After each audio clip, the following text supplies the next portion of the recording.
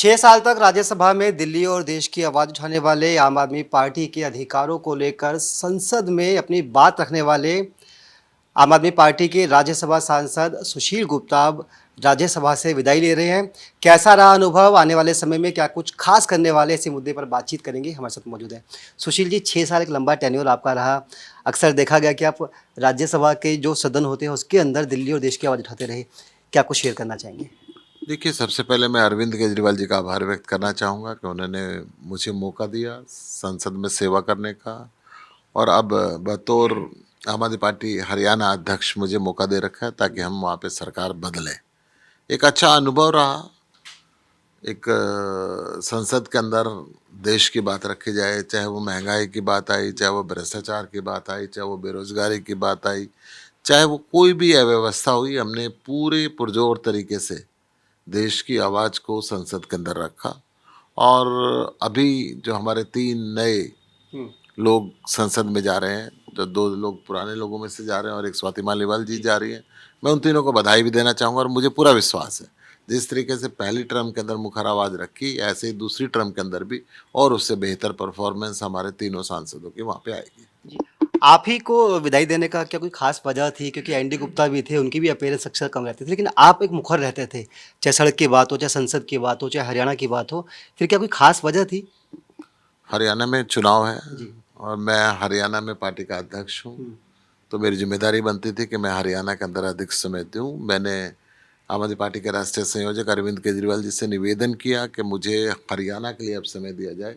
संसद के अंदर समय देने के बजाय हमारी जन्मभूमि की व्यवस्था बदले, हम वहाँ पे मेहनत करेंगे। स्वाति जी को बनाया जा रहा है अब आपकी जगह पे, तो क्या कहना चाहेंगे? क्योंकि दिल्ली में जो उनका टेन्योर रहा, महिला विकास से जुड़े तमाम मुद्दों पर वो काम करती रही, संसद के अंदर जा रही हैं, क्या कुछ? स्वाति मालीवाल जी को मेरी बहुत बहुत शुभकामनाएं हैं। स्वाति जी ने एज ए महिला आयोग की चेयरपर्सन के रूप के अंदर बहुत बेहतरीन काम किया, और मुझे ऐसा लगता है कि संसद के अंदर भी और बेहतरीन काम वो करेंगे। कोई ऐसी चीज़ जो आप शेयर करना चाहें? क्योंकि अक्सर आप संसद के अंदर कहते हैं कि आम आदमी पार्टी को या फिर विधायक जो विपक्षी सांसद हैं उनको बोलने का मौका नहीं दिया जाता, उनकी आवाज़ नहीं उठाई जाती, और दिल्ली के अंदर जिस तरह से ईडी और तमाम जो मुद्दे चल रहे हैं उसको लेकर कोई ऐसी चीज़ जो आप शेयर करना चाहें?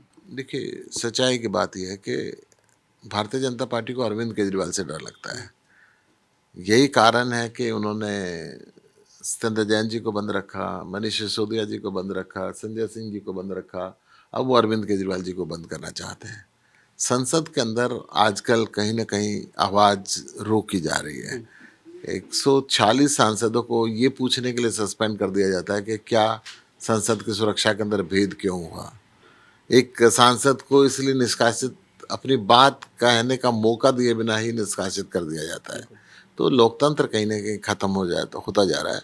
अब ये परिवर्तन की ज़रूरत है, बदलाव की ज़रूरत है। एक इंडिया अलायंस की लगातार बैठकें चल रही है। आप, चूँकि आपने कहा कि आप हरियाणा की ज़मीन पर काम करना चाहते हैं, वहाँ भी विधानसभा चुनाव है। क्या कोई बातचीत चल रही है सीटों के बँटवारे को लेकर, दिल्ली, हरियाणा, पंजाब? ये जो बंटवारा है ना, वो लोकसभा के लिए है, विधानसभा के लिए कोई बंटवारा नहीं। विधानसभा हम अपने अपने लेवल पे लड़ेंगे, जी। और लोकसभा के चुनाव के लिए जो भी बंटवारा होगा उसका ऑनर करेंगे।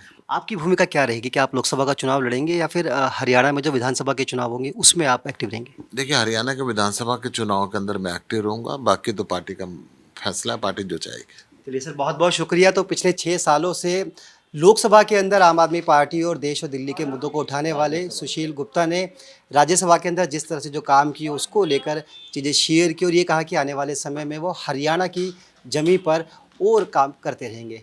अपने सहयोगी अनिल के साथ मुकेश गुप्ता, दिल्ली।